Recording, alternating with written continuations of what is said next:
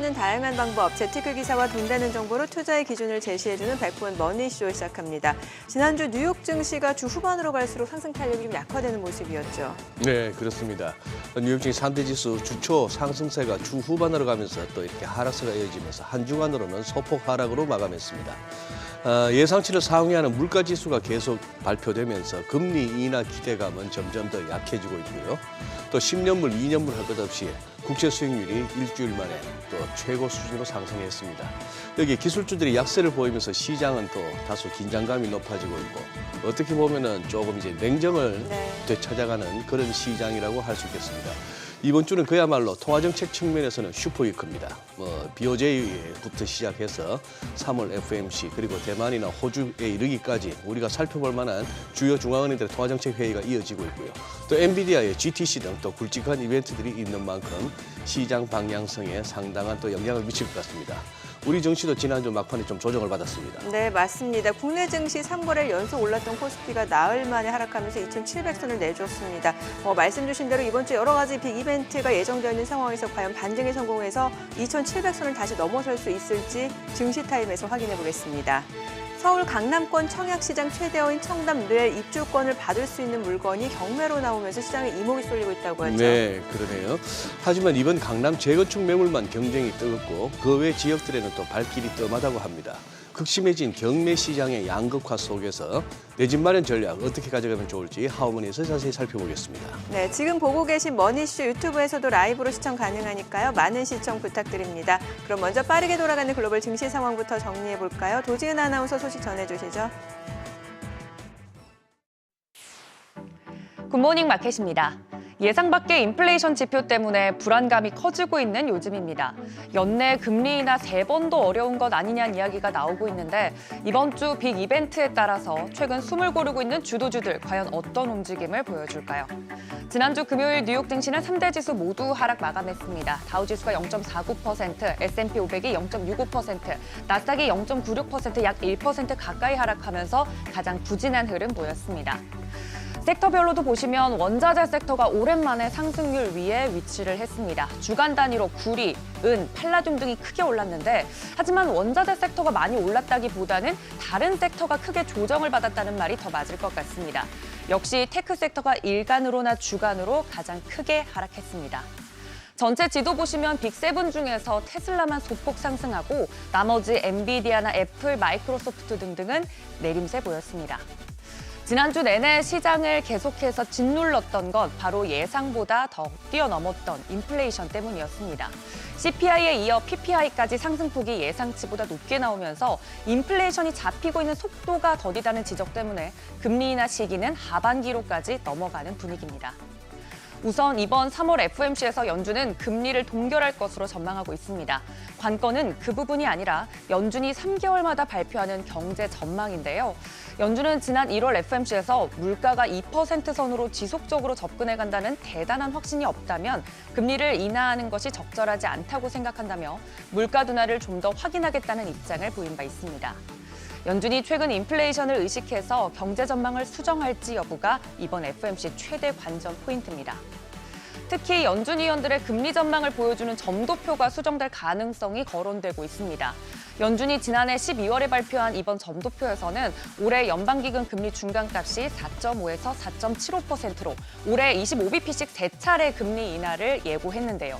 이 중간값이 상향될 수 있다는 분석이 나오면서 연준이 올해 3차례가 아닌 2차례 인하를 예고할 수도 있다는 전망이 나오고 있습니다. 연준 내 2명의 인사만 마음을 바꾸어서 더 높은 금리를 전망할 경우 점도표에는 변화가 일어날 수 있습니다. 만약 점도표가 변화한다면 시장도 충격을 피하긴 어려울 것으로 보입니다. 연준의 금리 인하 시기가 늦춰지고 인하 폭도 줄어들 수 있다는 우려 때문에 지난주 미국 채권 금리 급등했습니다. 2년물은 4.7%대, 10년물은 4.3%대에 마감했는데 10년물 국채금리의 경우 주간으로만 5% 이상 상승했습니다. 하지만 되려 시장에는 돈이 들어오고 있다고 하는데요. 뱅크 오브 아메리카에 따르면 3월 13일로 끝나는 한 주 동안 미국 주식형 펀드에 전례 없는 561억 달러가 순유입됐고 암호화폐 시장도 마찬가지입니다. 그래프는 대기성 자금인 MMF인데 꾸준히 우상향 중인 점 확인이 가능합니다. 물론 대기성 자금이 충분하다고 해서 무조건 시장이 오를 것이란 말은 아니지만 적어도 급격하게 식어주는 걸 막아줄 수는 있습니다. 이번 주 또 하나의 변수, 말씀해 주신 대로 엔비디아 그래픽 반도체 컨퍼런스, 이른바 GTC 대기하고 있습니다. 지난해 GTC가 엔비디아 주가 폭등의 방아쇠가 됐던 터라 이번 GTC에 거는 기대도 높은데요. 특히 H100의 뒤를 잇는 차세대 AI 반도체 B100도 공개할 것으로 예상하고 있습니다. 만약 엔비디아가 GTC를 계기로 다시 주가 상승세 모멘텀이 살아난다면 관련 반도체 종목들 역시 함께 상승할 수 있지 않을까 하는 기대감이 커지고 있습니다. 이번 주 FMC 그리고 GTC 일정과 더불어서 마이너스 금리 해제를 고심하고 있는 일본 중앙은행의 금융정책 결정회의도 예정되어 있습니다. 빅 이벤트들이 대기하고 있는 만큼 어떤 변화가 감지되는지, 특히 다시금 주도주들이 금리에 대한 불안감을 이기고 치고 나와줄지 살펴보셔야겠습니다. 굿모닝 마켓이었습니다.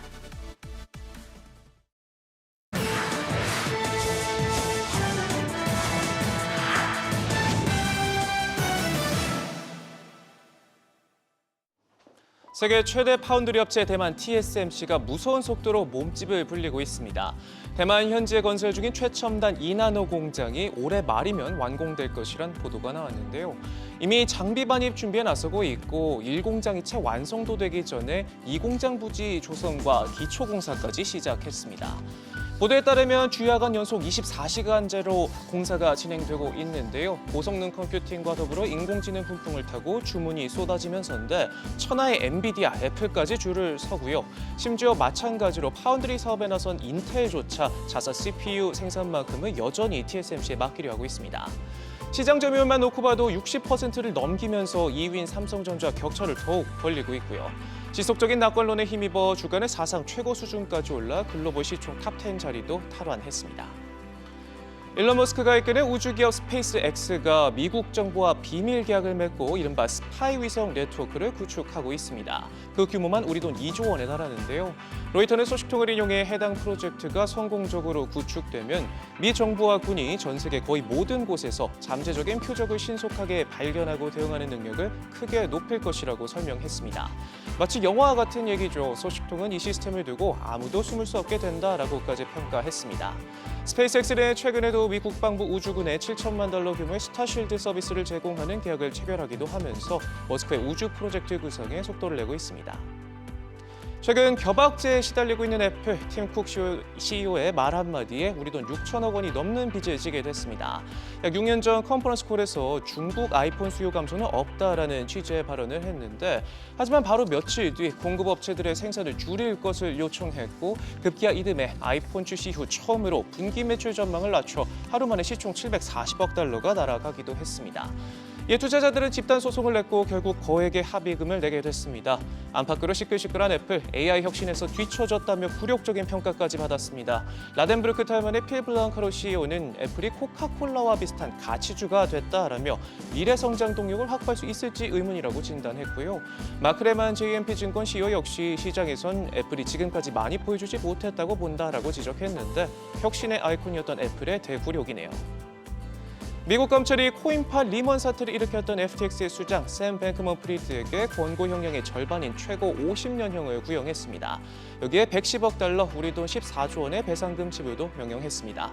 세계 3대 거래소였던 FTX의 몰락을 가져온 뱅크먼 프리드를 두고 당초 미 법조계는 최고 110년형을 선고받을 수 있다고 예상했지만 검찰은 이보다 훨씬 적은 최대 50년형을 구형했는데요.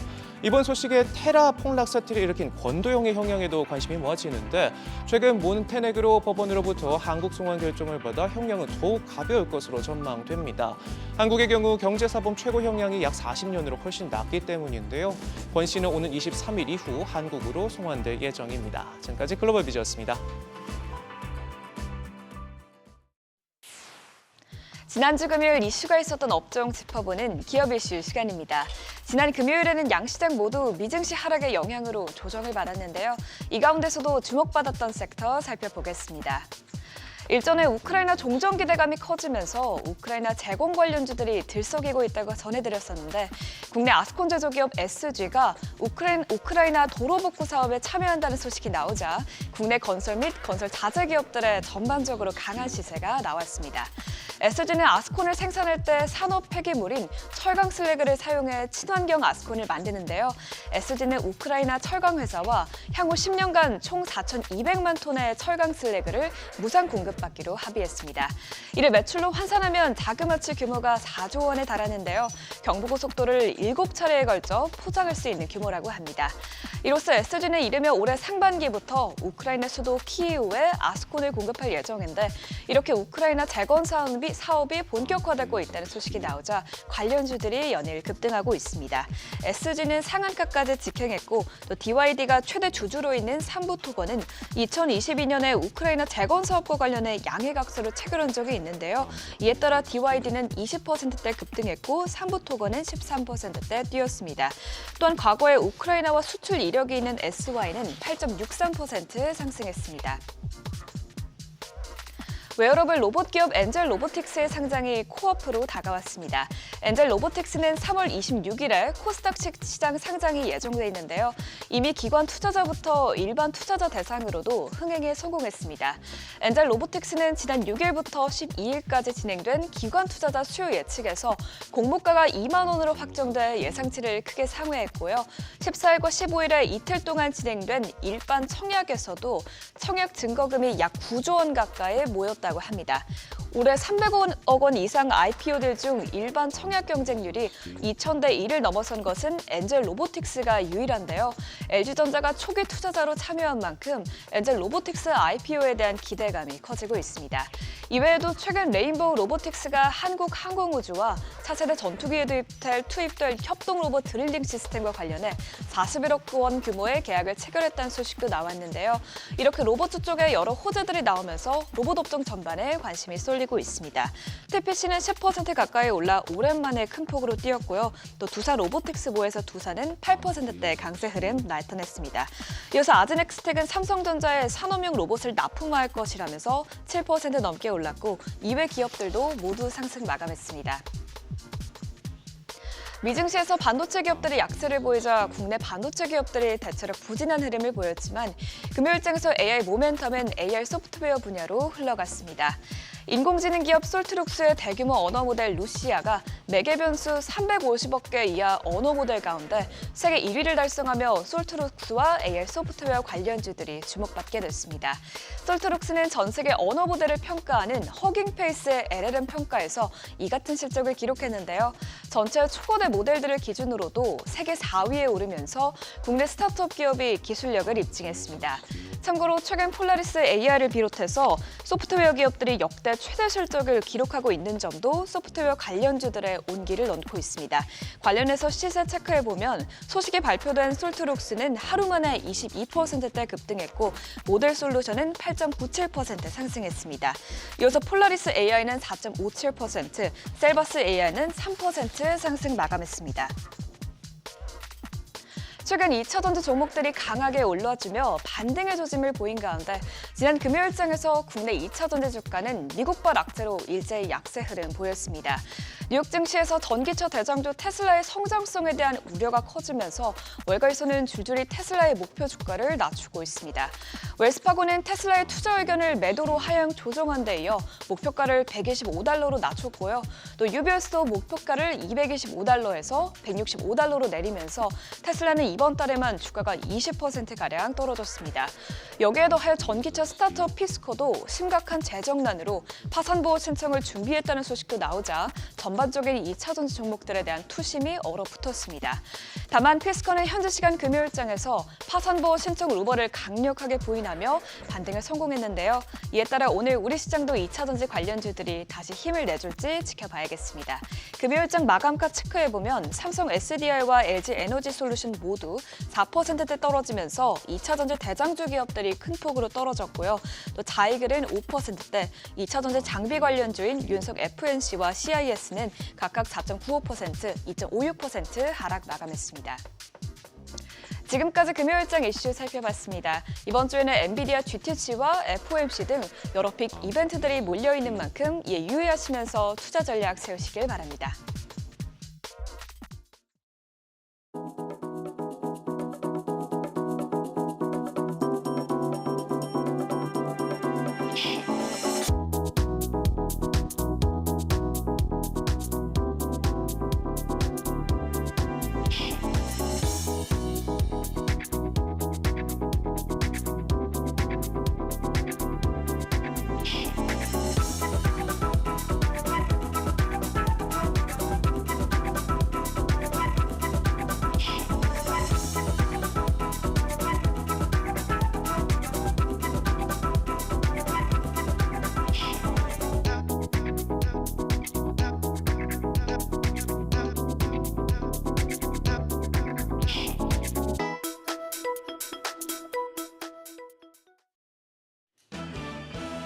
(2,700의) 기쁨도 잠시 시장이 크게 뒷걸음질 쳤습니다.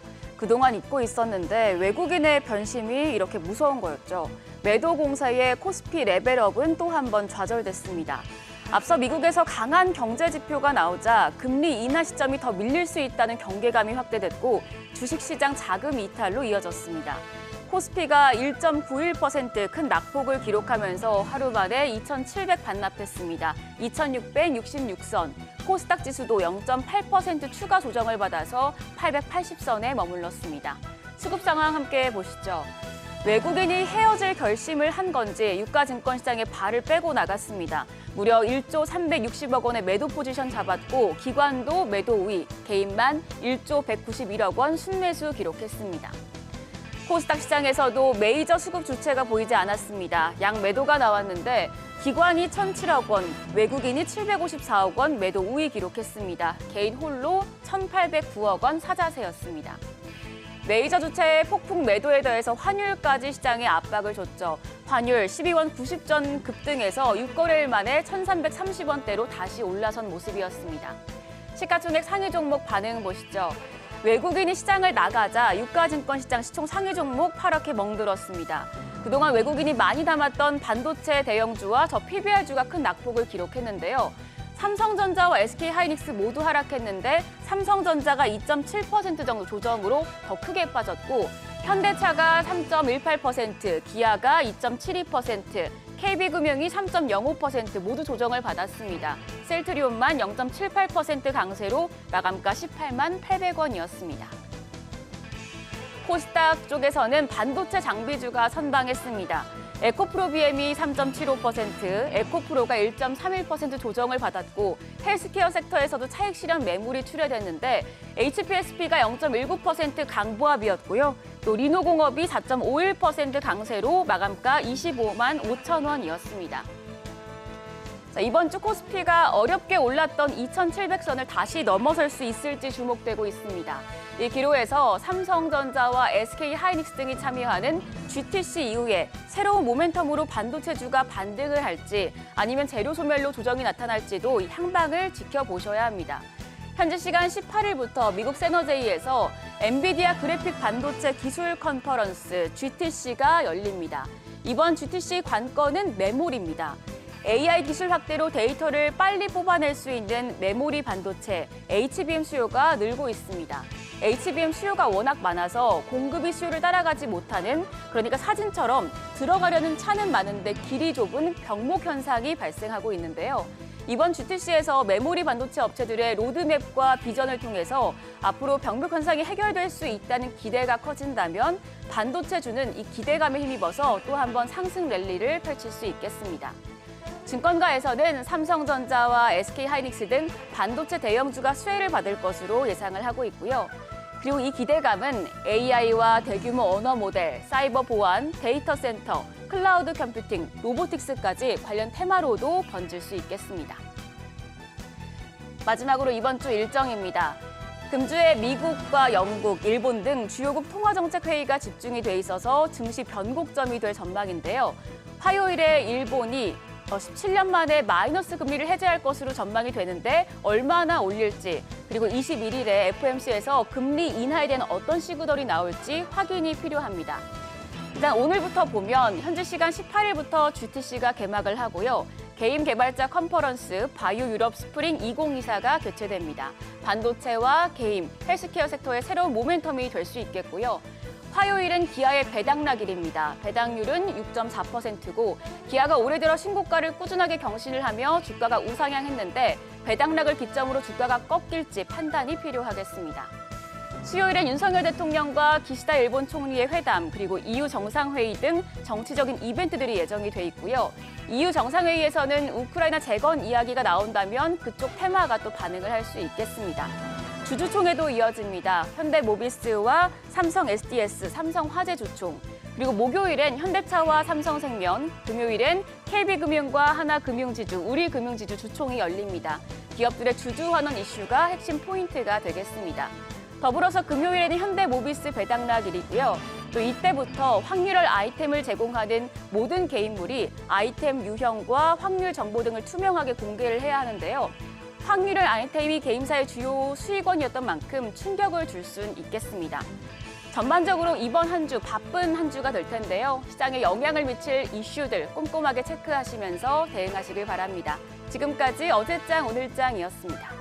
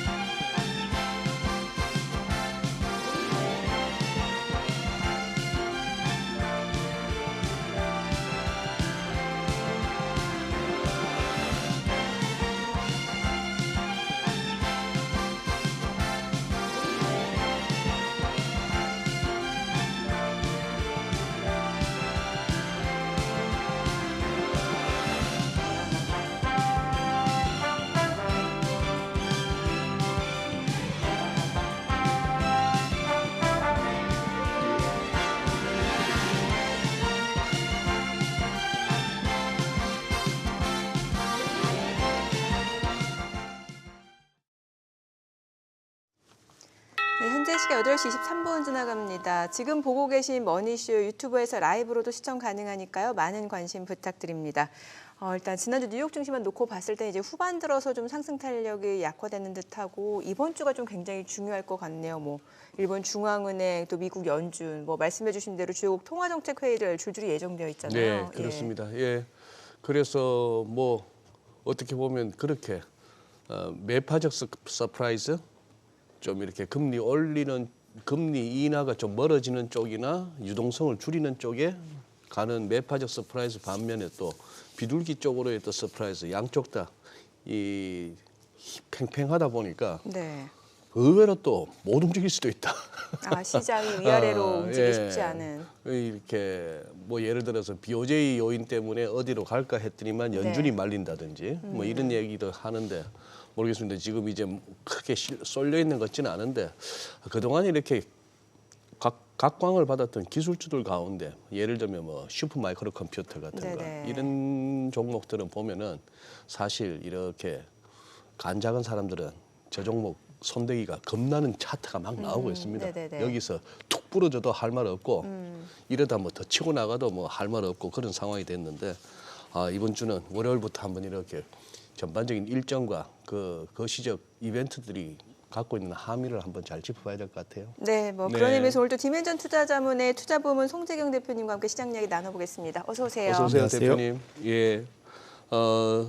우선 뭐 지난 한 주 동안 이렇게 미국장, 우리장 할 것 없이 우리는 지금 금요일 날 대부분 개인 투자자들이 정말 뒤통수 세게 맞았다는 말씀들을 하시더라고요. 어떻게 패도 그렇게 패느냐, 외국인들이 현선물 할 것 없이 했는데 한 주간 좀 한번 리뷰를 해 주시죠. 예, 이 수장님도 그렇고 앵커님도 그렇고 이 매일매일 장을 보시다 네네. 보니까 이게 되게 먼 것 같은, 저는 이게 일주일에 한 번씩 나오니까 그러니까 예. 그러니까 이게 정확히 한 달 전 그 주에 이런 대화를 똑같이 나눴던 기억이 바로 나타납니다. 그게 무슨 말이냐면 네. 한 달 전 1월 달 CPI, PPI가 발표되던 주에 이런 고민을 그대로 했고 그때도 장의 흐름이 비슷했었다. 네. 예, 그렇게 말씀을 드리고 보였고요. 그때도 CPI 발표됐을 때 시장이 괜찮아 일시적이야로 했다가 PPI가 세게 나오면서 시장이 화들짝 놀라고 이제 장이 좀 조정을 받았던. 맞았어. 예. 그때 뭐 엔비디아도 당일날 조정받고 뭐 그랬었는데 지금 장을 보시면 지난 한 주 동안 보시면은 유럽은 여전히 강세를 하고요. 지난 네. 한 주만 놓으면 주 초반에 올라가서 그걸 그대로 유지한 게 유럽이다. 특히 이제 스페인이 상당히 좀 강한 강세를 보였고요. 그다음에 홍콩은 상대적으로 플러스를 냈지만 사실은 이 주 중반에는 훨씬 더 많이 올랐다가 조정을 받아서 저 정도로 끝났다 보시면 네. 좋을 것 같고 전반적으로는 아시아권이나 미국은 상고 하저인데 하저가 좀 더 많이 낮았었다. 그다음에 일본은 주 초부터 빠져서 그냥 그것이 지속된 그런 상황입니다. 그래서 전반적으로는 미국발 물가 소식들이 시장을 울고 웃기게 했던 그러한 이제 한 주였다라고 해석을 할 수 있을 것 같습니다. 이번 주에 또 이제 미 연준 FOMC가 예정이 되어 있는데 여기서 점도표까지 이제 공개가 되는데 이게 참 지금 시장에서 중요하게 보이는 포인트인 것 같아요. 이번에 연방기금금리 그 중간값이 좀 올라갈 거다라는 예상이 많잖아요. 최근에 갑자기 지난주부터 막 올라와서 네. 시작했죠. 원래는 말씀 주신 대로 점도표라는 것이 그러니까 369 12월 달에 발표되는 경제 요약, 경제 전망 요약에서 발표되는 예. 그래서 점이 찍혀 있죠, 사실은. 그래서 우리나라 사람들이 점도표를 이렇게 많이 알게 될지는 저도 이제 총 이제 18명의 예. FOMC 위원들이 참여해서 자신의 생각을 피력하는 거죠. 얼마나 연말에 되면 이만큼 될 거다라고 찍는 건데 말씀 주신 대로 지금 올해 말에 한 3번 정도의 금리 인하에 가장 지금 중간값이 많이 몰려 있습니다. 네. 근데 일부 한 두세 분 정도가 혹시 위로 올라갈 수도 있겠다라는 걱정. 이런 것들이 이제 말씀 주신 대로 나타나고 있고 만일 그렇게 된다면 상당히 좀 시장이 걱정할 수 있고요. 지금 차트가 잘 열어주셨네요. 결국 연준의 FOMC 개최 월별로 이게 계속 했던 얘기인데 올 초만 해도 한 7번, 8번 금리 인하 생각하고 첫 번째 금리 인하는 3월일 거다. 네. 이것이 거의 그 연초에는 90%의 확률로 배팅을 하다가 예. 지금 1% 사실상 이제 없다. 그러네요. 예, 이번 주에 발표될 거는 이제 없다 보면 예. 되고 그 다음에 이제 기대했던 게 5월 달이었죠. 5월 달에는 무조건 한다.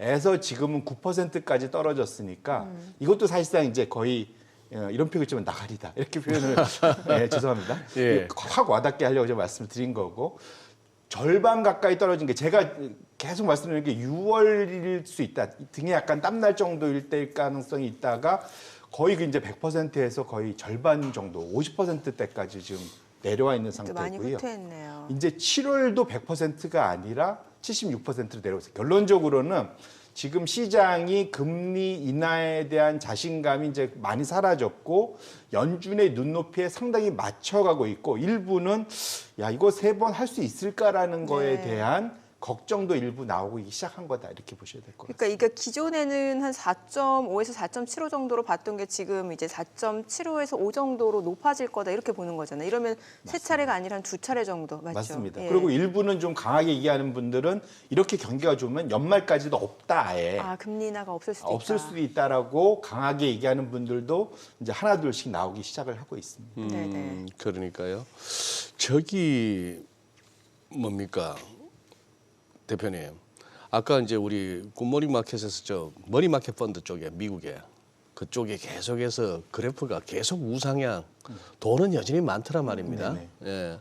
저는 한 번씩 이렇게 점검해 주시는 그 대표님이 유동성 관련해서 한번 지표들을 점검해 주시는 게 꽤나 그거 했는데 지금 영래포는 연준의 영래포는 4,139억 달러 이거 뭐 5천억 달러 깨진다고 하더니만 많이 내려왔네요. 이러다가는 4천억 달러도 깨질 형편인데 네.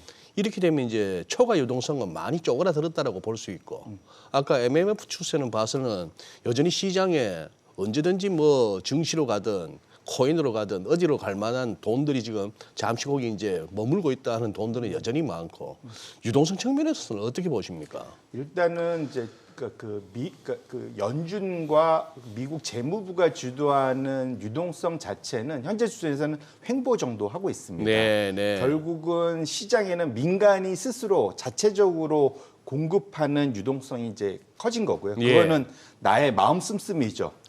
주식과 채권을 어떻게 보느냐에 따라서 나의 그 소위 그 현금을 어디다 넣을 거냐에서는 말씀 주신 대로 지금 연초에 지금 리테일 머니 마켓 네네네. 펀드, MMF도 뭐 이건 당연히 지금 워낙 지금 짧은 금리가 높기 때문에 네. 이거보다 더 수익 내기가 쉽지 않으니까 당연히 일단 저쪽으로 다 들어간다고 보셔야 될 것 같고요. 다만 저게 이제 주식으로 바로 나올 거냐, 그거는 성격상 미국의 성격상으로는 그렇게 크지는 않다라고 저는 해석을 하고 있고, 네. 다만 지금 이제 BTFP 그때 우리가 얘기했던 은행들한테 작년에 그 은행들 파산할 것 같으니까 실리콘밸리 은행 터졌을 때 네, 그때 그때 나왔던 빌려줬던 것들이 3월 13일부로는 이제 추가적으로는 더 이제 연장 안 한다.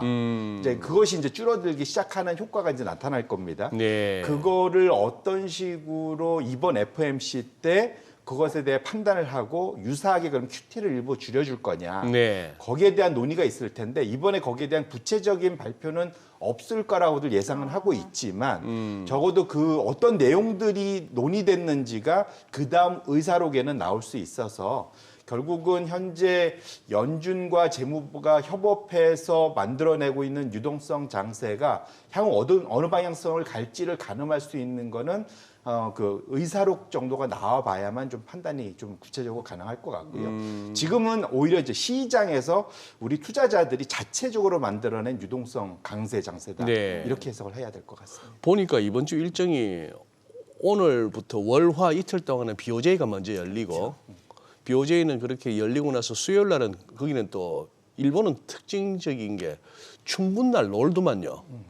전통적으로 네. 춘분날 이제 휴장을 하는데 근데 문제는 이제 화수 이틀은 또 FOMC가 열리고 그래서 우리가 목요일 새벽에 다 또 밤잠 설치고 뭐 국내도 매체 몇 군데는 막 동시통역까지 해가면서 파월 이런 나라에 드물지 싶은데 이번이 소위 슈퍼 위크라고 하죠.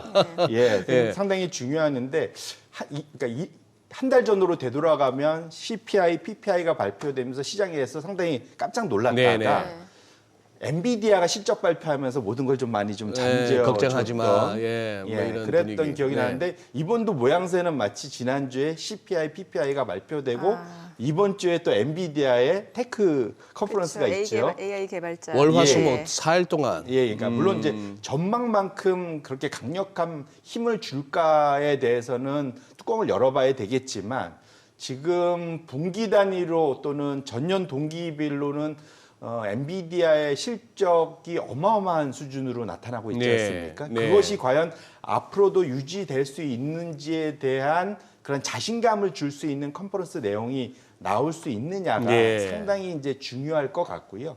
결국은 그것에 그러니까 그런 자신감을 더 북돋워 줄 거냐, 이거 갖고 되겠어라는 것에 그런 심리적으로 영향을 미칠 거는 말씀 주신 BOJ와 FOMC가 그것을 위로 레버리지를 칠지 아래로 칠지는 거기에서 이제 소위 양념을 첨가할 거다 이렇게. 근데 이번 BOJ는 아무래도 좀 주목을 해야 되겠다 싶은 게 지난 금요일 날 일본의 그 뭡니까 렌고 이제 그게 한자로 연합이던데 그 제일 센 노동조합이라고 하더만요. 거기서 대기업들이 제일 큰 기업들이 일차적으로 모여 있는. 자기들 자체적으로 집계를 해보니 5.28%의 임금 상승률이 나오더라 하는 얘기 아닙니까?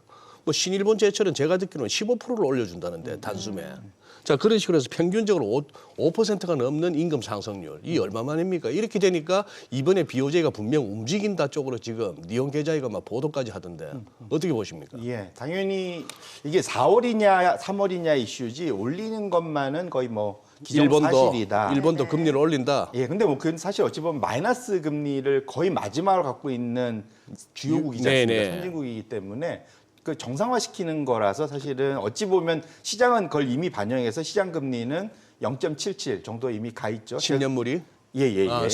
JGB가 예, JGB가 그래서 그 10년물 차트 제가 이제 주요 국채 금리를 제가 이제 갖고 있는 차트를 갖고 왔는데 기본적으로 이제 4번 차트입니다. 그러니까 지금 열려 있네요. 보시면 그 이게 연초 대비로 그러니까 막대 그래프가 연초 대비 얼마나 금리가 올라갔냐의 상승률입니다. 그리고 지금 그 주황색 선은 현재의 그 실제 10년물 금리 수준을 말씀드리는 거예요. 0.77로 지금 돼 있죠. 지난주 말에.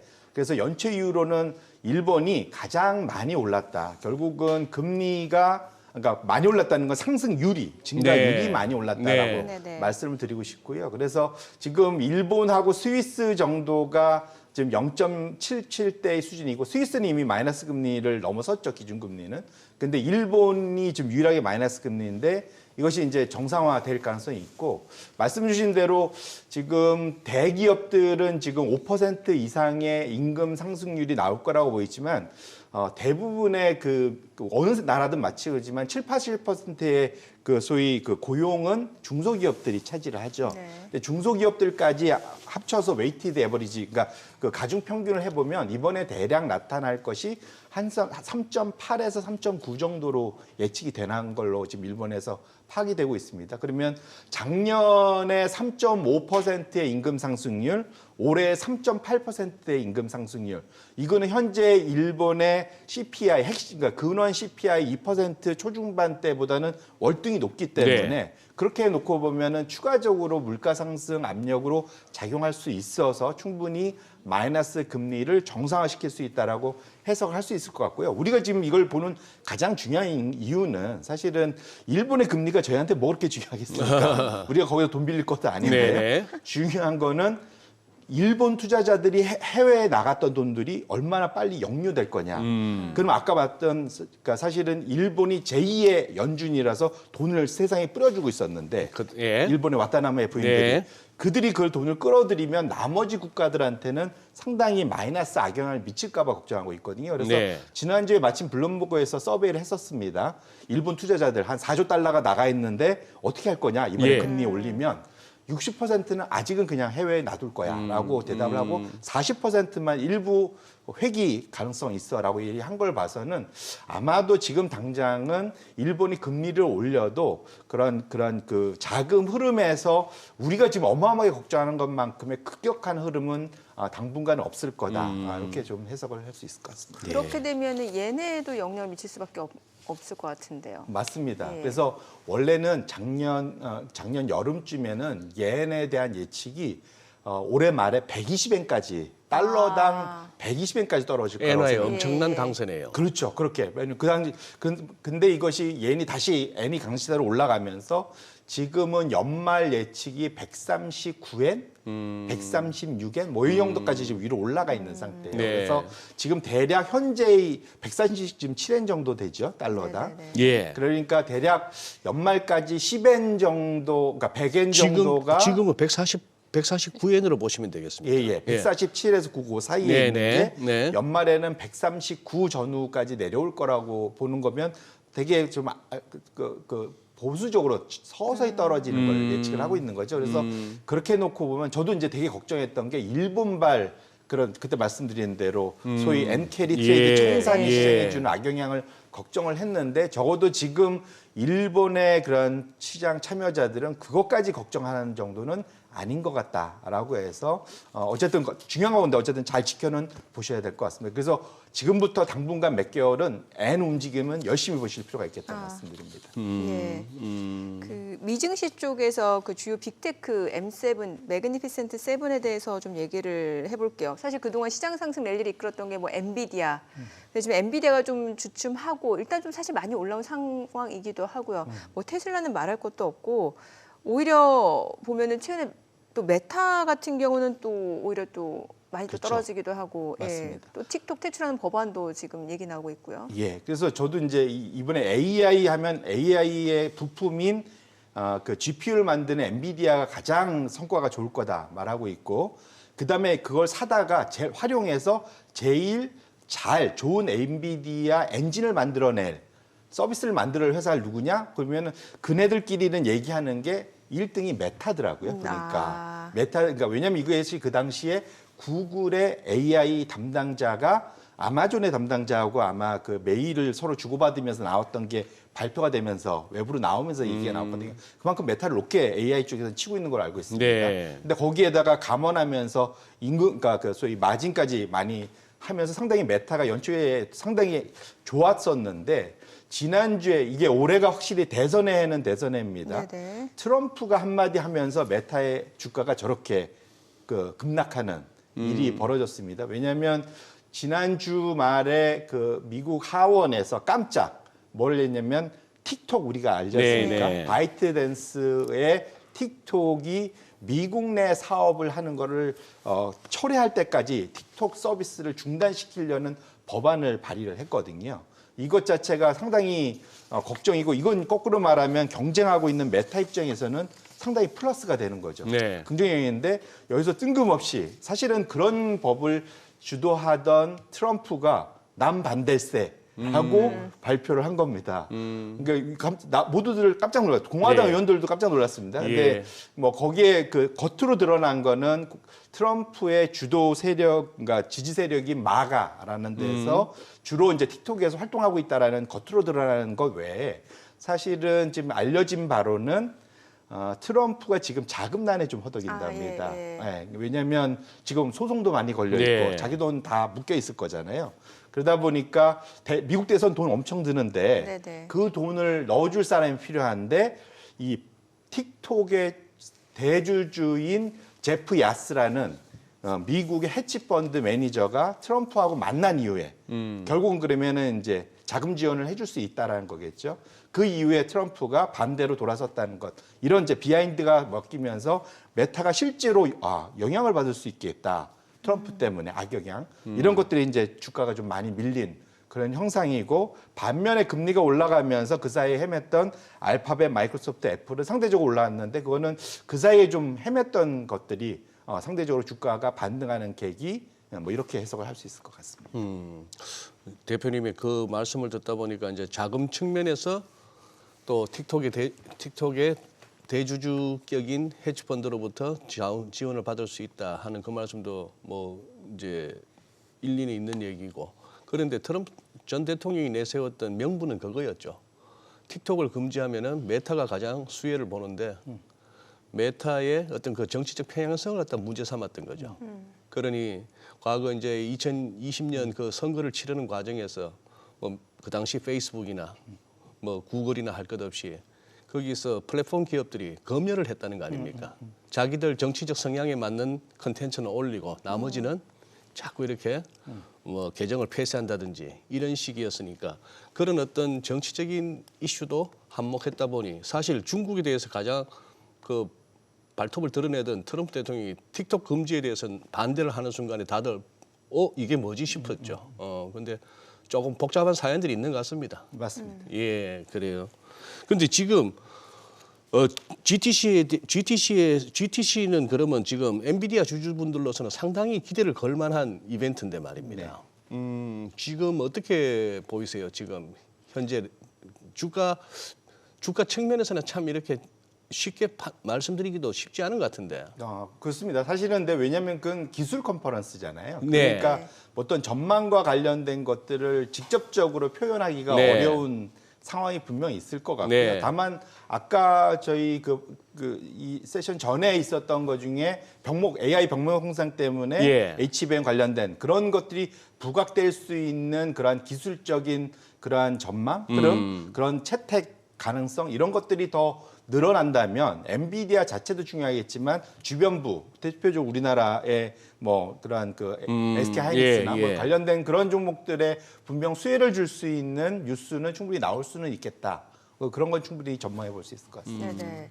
앞서 트럼프 얘기 저희가 좀 해봤었는데, 그러니까 올해가 미국 대선인데 보통 이제 대선 있는 해가 시장이 좀 네. 좋았다라는 그런 통계가 네네. 많잖아요. 네. 근데 올해는 또 이변이 있을 수 있다라는 얘기도 나오고 있어서요. 네. 최근 또 미증시가 약간 또 조정을 받고 있는 상황인데 이거 어떻게 봐야 될까요?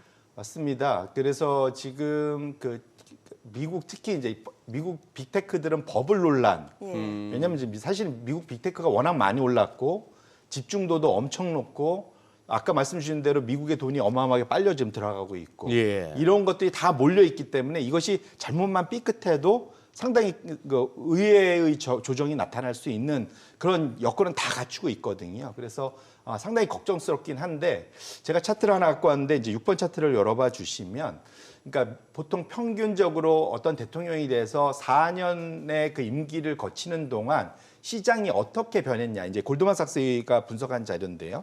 1983년도 이후에 2000년까지 그러한 대선이 있었던 데 주로 어떤 게 영향을 미치냐. 주가가 올라가는 건 두 가지입니다. 당연히 이익이 늘어나면 주가가 올라가고요. 또는 다른 하나는 기대감. 이건 이제 멀티플이라고 보통 하죠. PER 같은 이익을 봐도 이건 넉넉하게 이건 10배 줘야 돼. 20배 줘야 돼. 이렇게 이제 변화하는 그러니까 소위 이제 멀티플이 올라가는 이 두 가지가 변수가 있는데 통상적으로 선거가 있었던 마지막 해 4년 때는 상당히 좀 시장이 깐깐해지는 경향이 나타난다라는 거고요. 이익이 늘어나는 만큼만 주가가 올라간다라는 겁니다. 그것이 지금 저기에 나타나는 네 번째, 보통은 그 앞에서는 첫째 연도하고 세 번째 연도에는 이익도 영향을 미치지만 기대감, 멀티플이 올라가는 것도 영향을 많이 미치는데 네 번째 되는 해에는 확실하게 이익으로만 승부를 봐야 된다. 그런데 어찌 보면 최근 들어서 연초 이후에 주가가 많이 올라갔던 회사들을 보면 엔비디아, 메타 같은 회사란 말이죠. 예. 두 회사가 사실은 이익 성장성이 최근 들어서 제일 좋았던 회사들입니다. 그러니까 주가가 많이 갔었던 거고요. 결국은 이익으로 모든 것이 설명돼야 되고 다만 제가 저번에도 말씀드렸지만 특히 엔비디아를 보다 보면 마치 높이뛰기 선수권 대회 하는 것 같다. 매번 이 허들을 높이면서 1차 시기, 2차 시기 할 때마다 계속 높여가면서 하는 것 같아서 아슬아슬하게 그걸 넘어가는 것 같아서 좀 걱정스럽다는 측면에서 가면 갈수록 우리의 눈높이가 높아지는 것에 대한 부담감은 분명 있다라는 측면에서는 실적과 관련된 그러한 투자하시는 분들은 시장 보시는 분들은 열심히 좀 체크할 필요가 있겠다 말씀드립니다. 아니 예상 체결가가 이제 슬슬 뜨기 시작하는데 우리가 금요일 날 미리 매를 맞아서 그런지 주말 미국 장이 그렇게 밀리고 해도 크게 뭐 영향을 받지는 않을 것 같고 환율도 금요일 날 뭐 미리 다 올라버렸으니까 거의 뭐 13원에서 10점 빠지는 12원 90전을 올랐는데 네. NDFC 봐서는 오늘 뭐냐 뭐 보합 수준이 열릴 것 같기도 하고 자 이게 뭐 외국인들이 현선물만 후들겨 팼다 이건 알겠는데 그 중에서도 대표님 네. 저는 금요일 날 종목들 중에 삼성물산이 눈에 들어오던데 뭐 있었습니까? 글쎄요. 뭐 뭡니까 삼성물산 관련해서 결국 이것이 밸류 프로그램에 대해서 결국 시장이 큰 기대를 갖다가 접게 만들었다 하는 그런 얘기가 들리던데. 일단은 지금은 아까 우리가 다들 지금 이거 기억을 되돌려 보시면 이 시간에 시작할 때 이번 주가 상당히 중요한 주다라고 말씀을 우리 같이 나눴지 않습니까?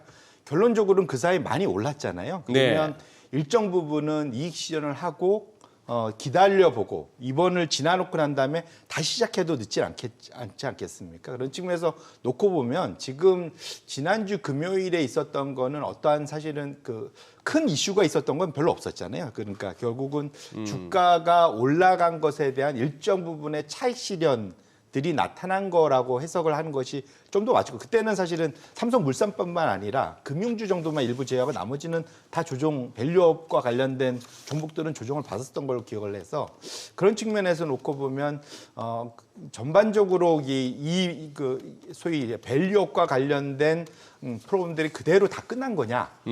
이거는 아직은 아니지 않을까라고 저는 개인적으로 생각하고 있습니다. 지금 다시 한번 그거 해보니까 결국 자사주 추가 취득하고 배당 확대 이 안건을 갖다가 이제 그 헤지펀드들이 제안을 했는데 이게 부결됐네요.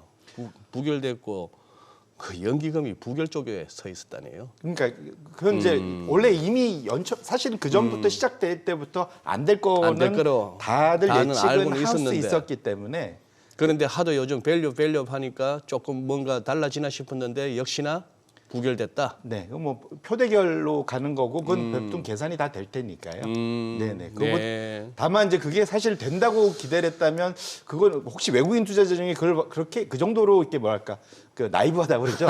그렇게 하는 분들은 좀 없지 현실감은 않았을까. 떨어지는 기대였다. 네. 그렇게 보시는구나. 네네. 네. 자, 지금 시각 8시 50분 향해 가고 있는데 오늘 양시장 호가 상황 좀 체크해 보도록 하겠습니다. 먼저 코스피 예상 체결 지수부터 좀 확인해 보도록 할게요. 오늘 코스피가 약보합 출발 예상되고요. 지금 호가로 봤을 때는 2,665포인트입니다.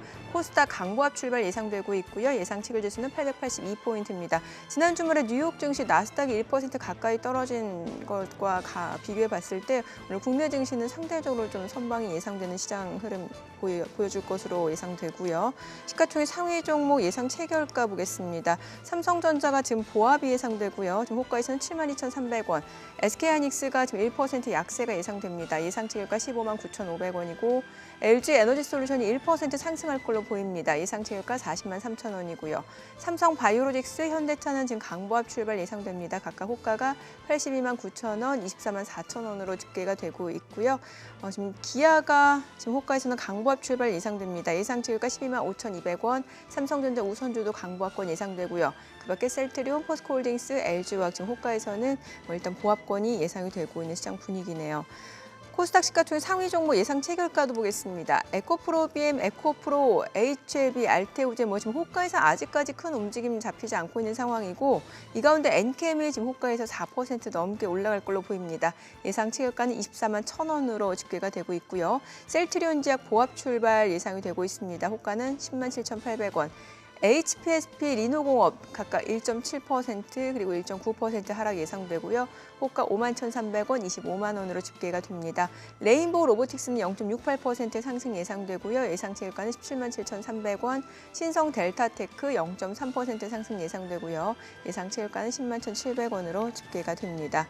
이제 개장까지 8분여가량 남았는데 일단 시장 자체는 보합권이 예상이 되고 있고 이번 주에도 사실 시장이 어떤 방향을 나타내기 쉽지 않을 것 같고 앞서 소장님도 그런 말씀 주셨잖아요. 네, 예. 이게 위든 아래든 어느 예. 한 방향 잡기는 쉽지 않을 것 같다. 예, 이럴 때일수록 섹터별로 좀 양극화가 있을 수 있을 것 같고요. 또 결국 지수보다도 어느 쪽 가는 쪽 이렇게 섹터하고 종목 네네. 찾아내는 그 흐름은 계속 이어질 것 같네요.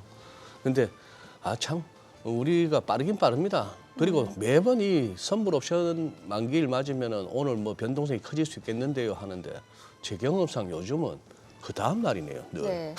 대표님 요즘 좀 그런 경향 있지 않습니까? 네. 만기일 당일보다도 그 다음 날 가서 괜히 어디론가 훅훅 튀더라고요. 사실은 그거를 이렇게 맞출 수 있으면 베스트인데 이게 만만치가 않아서. 네. 그러니까요. 네. 미증시 얘기를 좀 마무리 지어야 될 것 같은데 어때요? 지금 사실 지난 주말에 나스닥이 한 1% 가까이 떨어지면서 16,000선을 하회했는데 이게 그냥 단순한 좀 이제 많이 올랐기 때문에 좀 일시적인 조정으로 봐야 될지 좀 거품이 거치는 과정이라고 봐야 될지 네. 어떻게 해석하는 게 좋을까요? 지난주에 제가 일부러 따로 가져오진 않았는데 예. 미국의 주식형 네네. 펀드의 자금이 역대급으로 많이 한 주간 동안 올랐거든요. 예. 거의 590억 달러 네. 한 주간 단위로. 주간에 예. 600달러 가까이. 예, 그렇게 엄청나게 많은 돈이 들어왔고 제가 지난주에서는 테크가 많이 빠졌었다고 말씀드렸는데 예. 테크 쪽으로 오히려 더 많이 조금 조정받으니까 예. 돈이 더 많이 쏠리는 모습들을 보였습니다. 예. 그런데 흥미로운 거는 과거 2000년대 닷컴 버블 때는 적자 기업들이 어마어마하게 날아가는 그런 일이 그때는 벌어졌었는데 이번엔 예. 좀 다르다. 이제 결국은 무슨 말이냐면 이번에는 갈만한 종목들이 가고 있다라는 데가 2000년대의 그런 기술 버블하고 좀 다르다라는 거고요. 지금 차트를 갖고 왔는데 파란, 그러니까 붉은색 선이 나스닥 100, 그러니까 지금 미국의 주요 테크 기업의 대형주라고 볼 수 있겠죠. 그리고 검정색 선이 골드만삭스에서 발표하는 그러니까 적자 기술주, non-profit tech라는 이제 지수가 있습니다. 그래서 제가 적자 기술주라고 해석을 해놨는데 보시면 나스닥이 올라갈 때 특히 올해 들어와서는 지금 적자 기술주는 빠지고 있어요. 그러니까 네. 어찌 보면 매우 당연하다고 생각할 수 있는데 지금은 적어도 묻지마 투자는 안 하고 있다라는 거죠. 예, 그러니까 지금 냉정하게 돈을 잘 버는 기업들한테 많이 투자를 하고 있다. 대표적으로 엔비디아겠죠. 그래서 이런 종목들로 투자를 많이 하면서 집중하고 있기 때문에 이전보다는 이런 버블 논란에서는 조금 자유롭지 않느냐라는 이제 기대들을 분명 하고 있는 거고 이게 이제 저희 투자 낙관론자들이 얘기하는 겁니다. 근데 어느 수준이 이것이 적정한지에 대해서는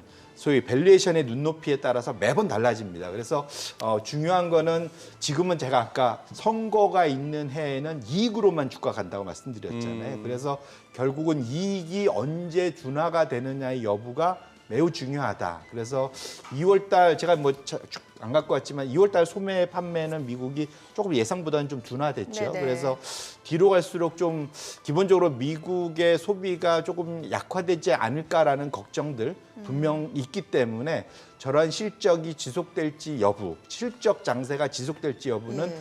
결국은 이번에는 매번 분기 실적 때마다 숨죽이면서 좀 지켜볼 필요가 있겠다 이렇게 말씀드립니다. 방금 대표님 말씀하시는 중에 그 귀에 쏙 들어오는 단어가 냉정하게라는 표현이네요.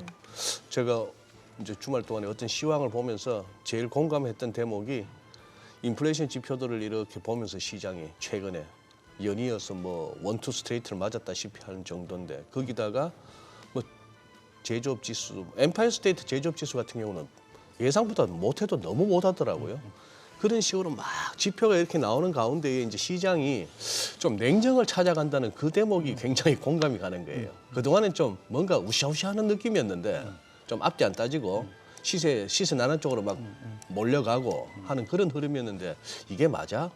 어떻게 보면 연내 7번 금리 인하 그걸 갖다가 시장에서 프라이싱 했다는 것은 냉정한 판단은 아니었잖아요. 기대였죠. 기대였죠. 희망이고. 네. 근데 또 하나 이렇게 눈길을 끄는 게 최근 들어서 이 구리가 많이 뛰어옵니다. 특히 지난 한 주 동안에 많이 오르고 뭐 이렇게 전반적으로 비철 금속도 그렇고 유가도 그렇고 자 이제 특히 구리 같은 경우를 이코노미스트들은 뭐 닥터 카프라 해서 이렇게 다들 뭔가 경기하고 연관시켜서 하는데 이게 어떻게 보면 요즘 들어서 우리 매체에서 자주 얘기하는 게 그거 아닙니까? 무슨 전기 수요, 변압기 수요가 늘고 뭐 AI도 마찬가지겠습니다만 뭐 이렇게 되면 구리 수요가 느는 건 당연한데 이걸 갖다가 이제 좋게 봐야 될까요? 아니면은 이걸 또 결국 궁극적으로 가서 인플레로 엮일까요? 지금 당장은 구리의 전 세계 50% 소비를 중국이 네. 소비합니다. 네. 근데 결국은 중국이 지금 좀 불안하긴 하지만 네. 어쨌든 부양책을 지속적으로 내고 있고 네.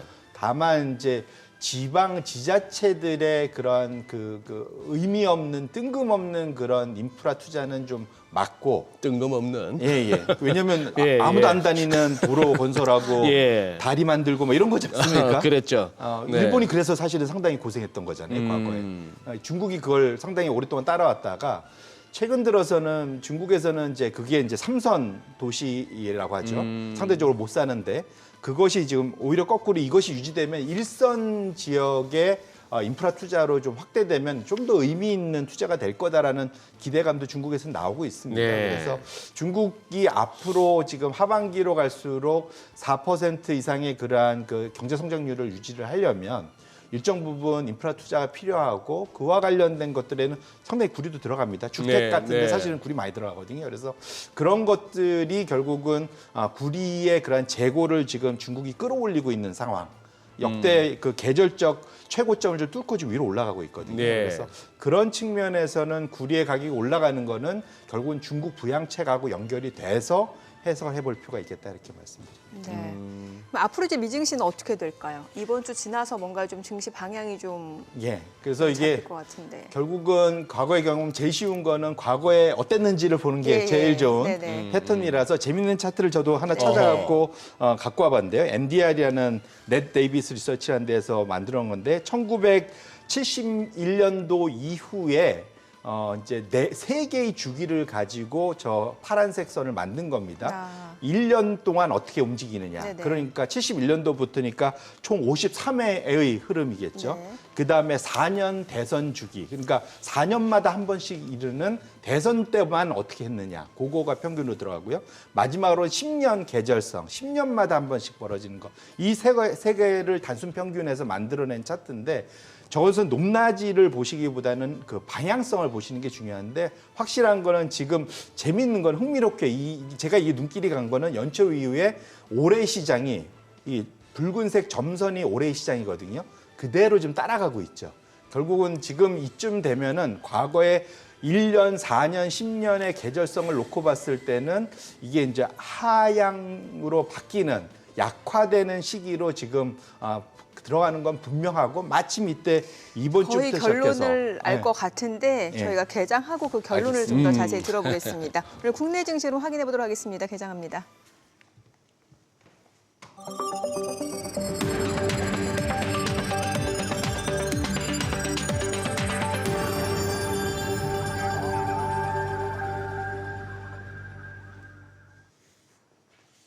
네, 3월 18일 월요일 국내 증시 개장했습니다. 이번 주가 굉장히 중요한 한 주가 될 것 같은데요.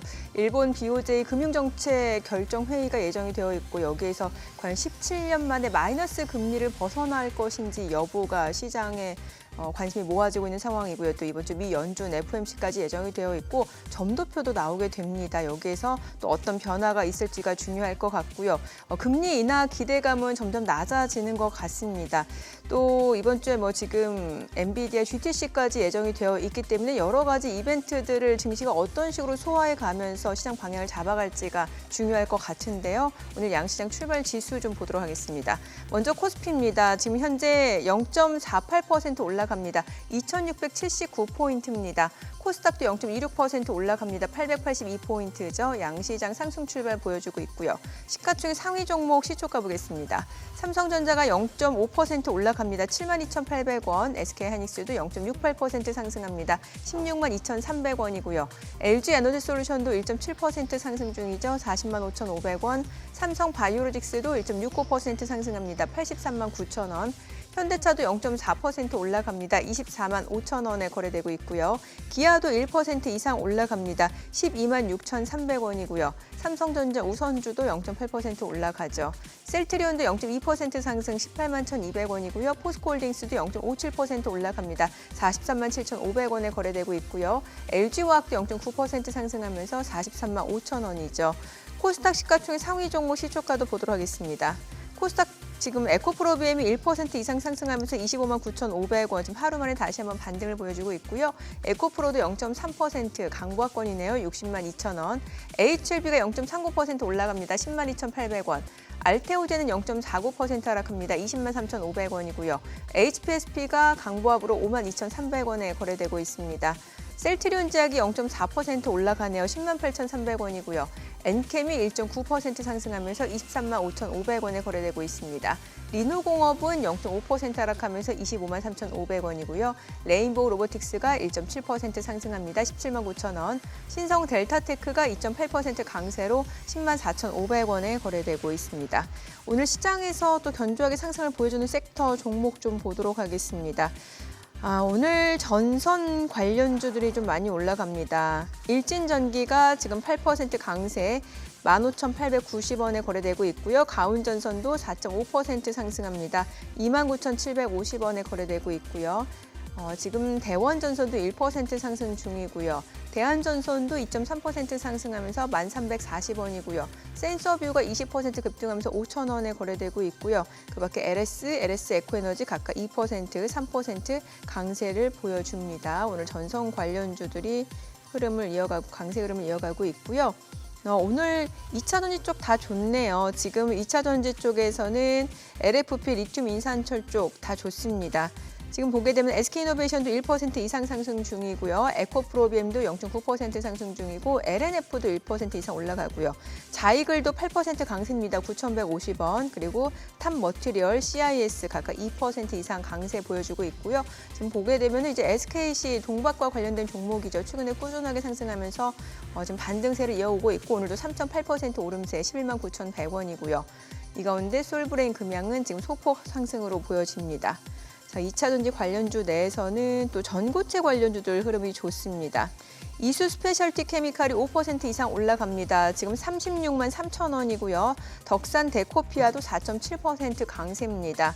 그리고 한농화성, CIS, 대주전자재료, 동화기업, 테이펙스, 미래컴퍼니 지금 전고체 관련주들 강세입니다. 지금 보시다시피 석경AT, 레이크 머티리얼즈도 1% 이상 올라갑니다.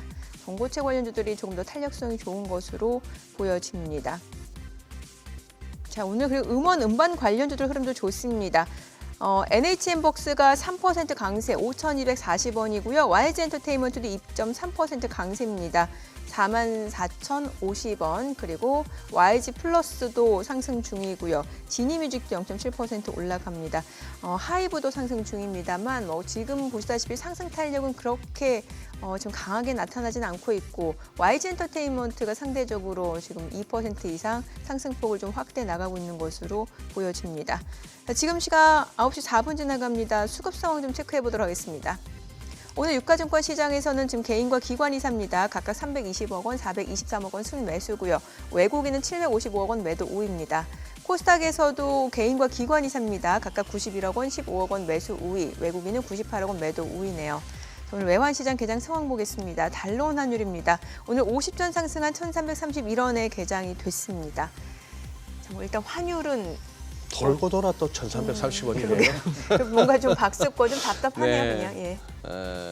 그러니까요. 글쎄 이번에 뭐가 나올라나?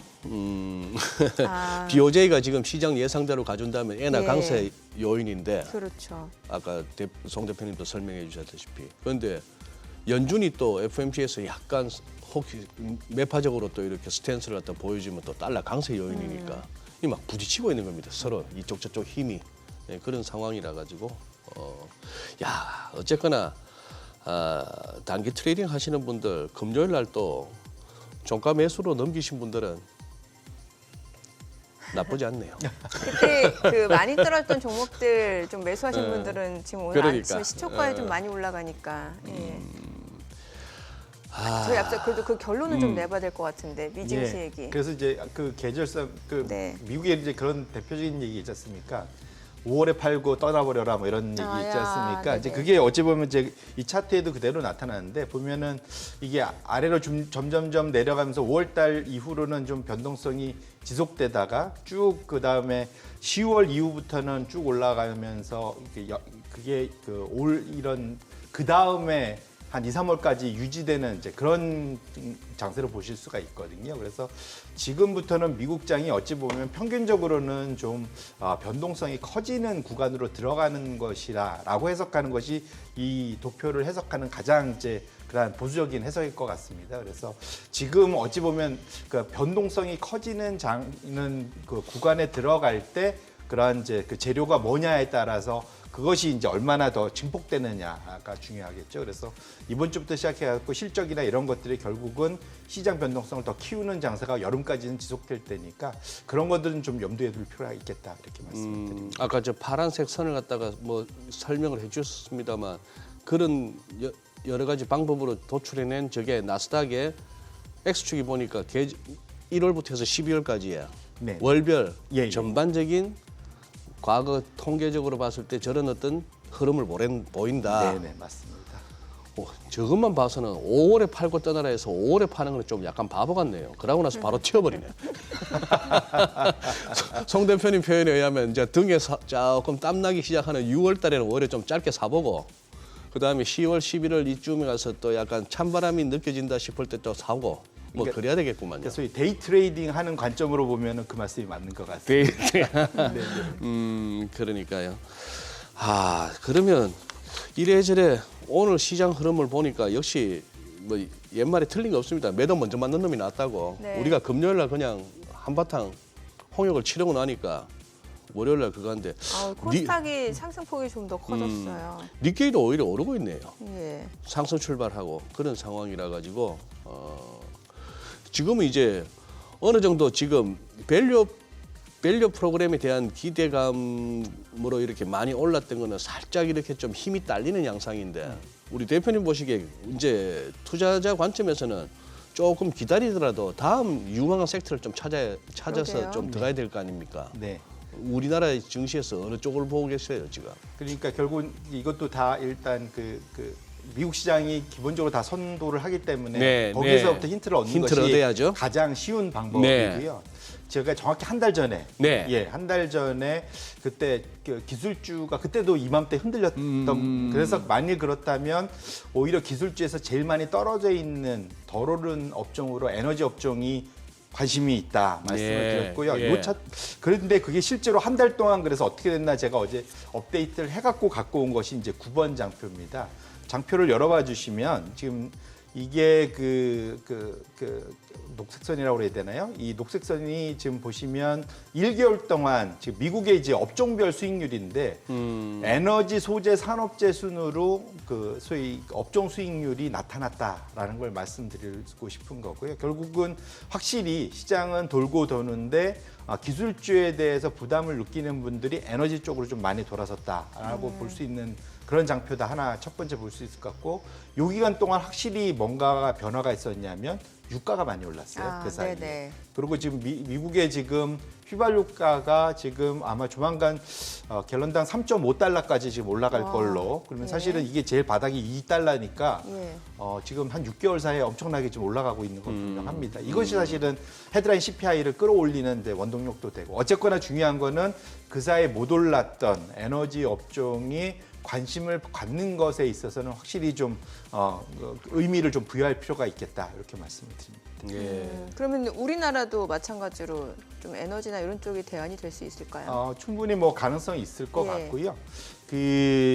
지금 이제 차이가 굳이 있다면 네. 일단 우리나라도 그 유사한 흐름은 보이고 있습니다. 네네. 11번 장표에도 그래서 우리 한국의 업종별로 갖고 왔는데 한국은 그러니까 일주일 동안 제가 일부러 이건 이제 일주일 동안 우리가 조금 이제 그러니까 뒤늦게 따라가는 경향이 있어서 보면 일주일 동안의 흐름을 보시면 산업재, 금융, 그 다음에 이제 에너지 소재.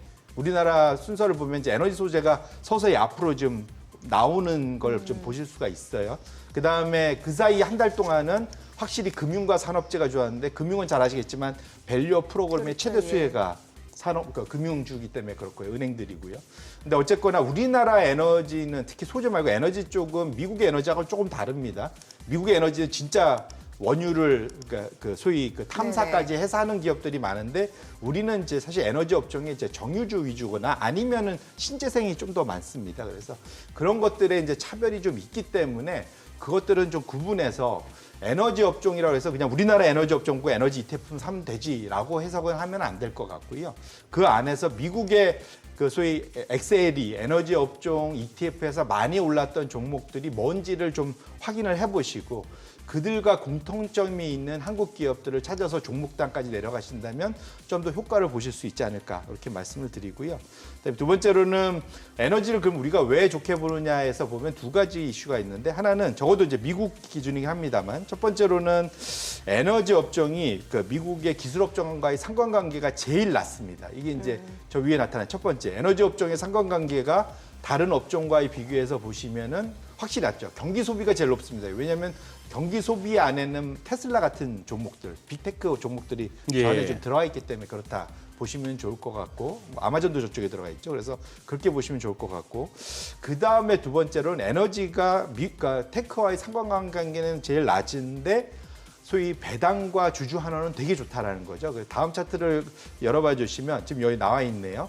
지금 녹색선이 지금 배당이고 그다음에 녹색선이 자사주 소각이고 그다음에 회색선이 배당입니다. 그래서 어쨌든 두 개를 다 합쳐서 8%대까지 나온다는 건 어마어마한 거죠, 사실은. 그래서 그렇게 놓고 보면 에너지 종목에 대해서 미국 종목 저거는 확실히 좀 관심을 가질 필요가 있고 우리나라도 사실은 그 에너지로 분류되는 게 정유업종이 그나마 좀 유사하다고 볼 수 있을 것 같아요. 왜냐하면 석유를 좀 늘 원유 재고를 많이 갖고 있으니까 또 그들의 배당도 좀 꽤 제법 나오는 편입니다. 그래서 기본적으로는 주주 환원이 잘 되는 그러한 또 유가와 연동이 있는 그러한 종목들로 선변 투자는 충분히 해볼 만하다 이렇게 말씀을 드리겠습니다. 네. 조선주는 어때요? 최근에 보면 조선주가 좀 올라가는 모습이고 오늘도 그렇고 최근에 뭐 수주 잔고가 뭐 증가하고 있다. 또 미중 갈등에 좀 반사익도 기대된다. 이런 분석들이 나오긴 하거든요. 예, 1차적으로는 지금 해운 쪽이 연초 이후에 제가 그 운임과 관련돼서 예. 말씀드렸는데 그 이상은 추가적으로 좀 더 올라가고 있지는 않아서 일단은 소위 수주가 폭발적으로 늘어날 가능성은 당장은 없는 것 같습니다. 네네. 근데 다만 말씀 주신 대로 거기서 포인트는 올해가 또 선거의 해지 않습니까? 그렇죠. 근데 지금 미국이 새로운 전선, 중국과의 새로운 전선에 조선업을 넣은 걸로 나타나고 있습니다. 그래서 네네. 왜냐면 지금 중국이 전 세계에 아마 그 조선 소위 그 선박량 공급의 상당한 부분, 제가 정확한 네. 숫자는 기억이 안 나는데 거의 메이저로 이제 올라섰거든요. 그렇다 보니까 그 소위 그 전 세계의 그러한 그 물동량에 중국의 조선소가 영향을 줄 수 있다라는 판단 때문에 미국이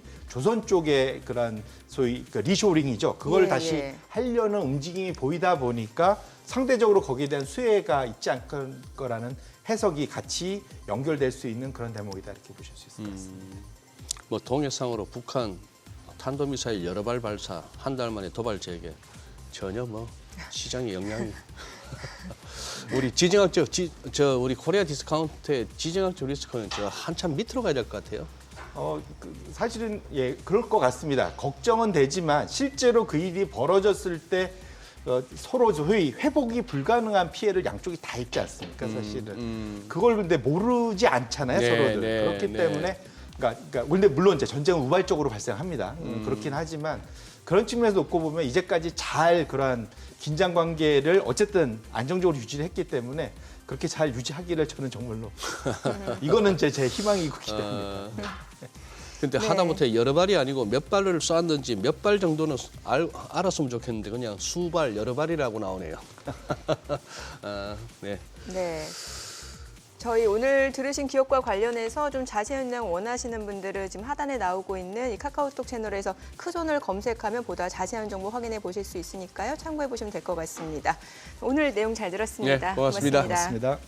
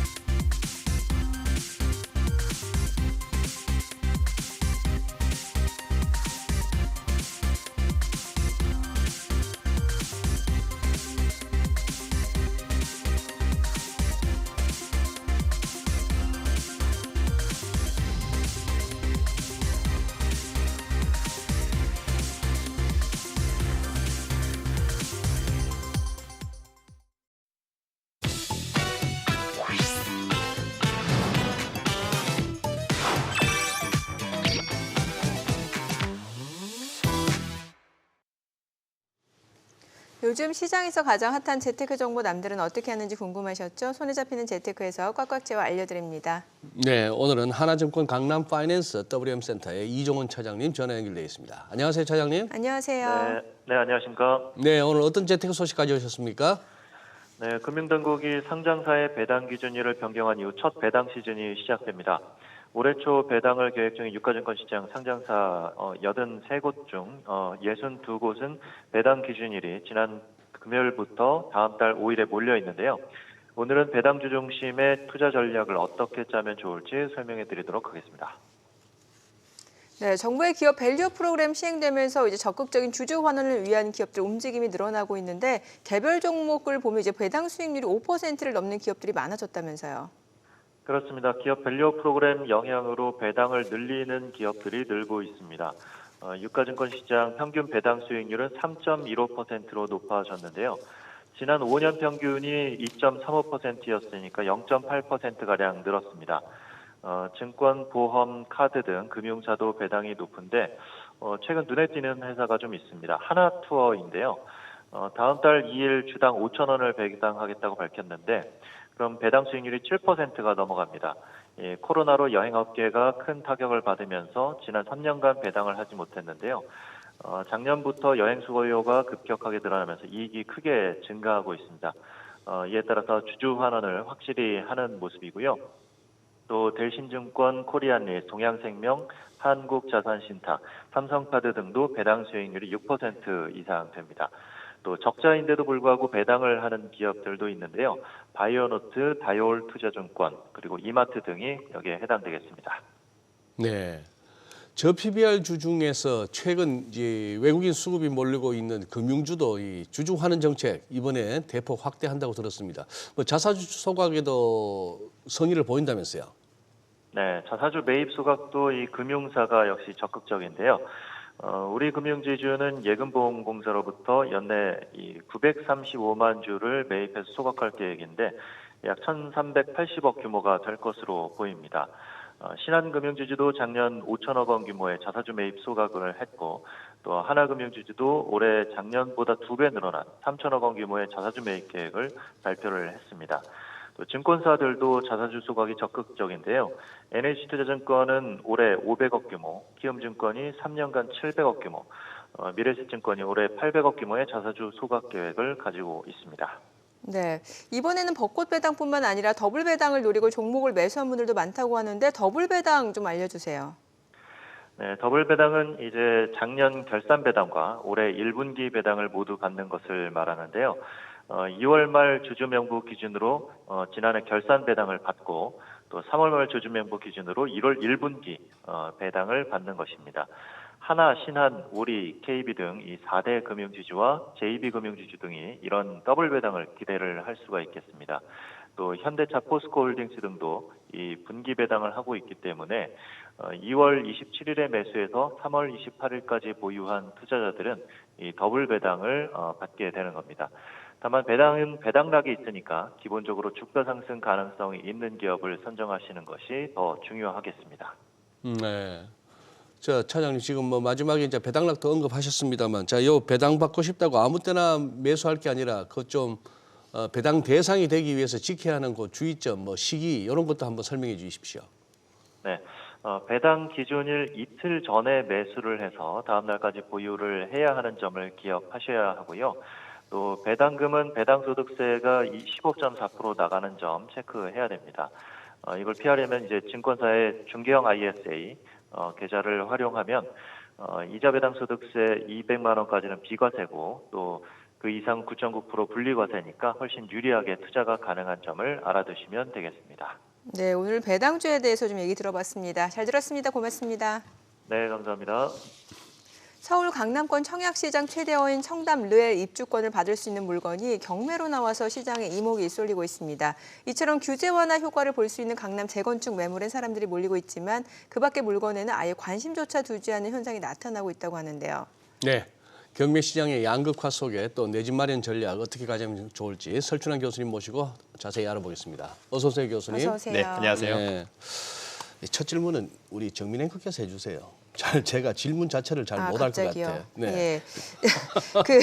그 청담 르엘 얘기 앞서서 요즘은 청약 시장 자체가 굉장히 뜨겁다고 저는 알고 있는데 이게 뭐 당첨만 되면 로또라고 불렸던 그 디퍼아 있잖아요. 네. 그 DH 퍼스티어 아이파크 맞죠? 네. 이게 지금 굉장히 인기였는데 더샵 둔촌포레까지 지금 굉장히 인기고 오히려 또 지방 쪽은 상황이 안 좋고 그러니까 이게 청약 시장 자체도 뭔가 양극화 현상이 있는 것 같거든요. 네, 맞습니다. 일단 그 요즘 청약 시장을 좀 보면 입지가 좋으면서 시세보다 분양가가 싼 곳들의 청약 열기는 상당히 높다.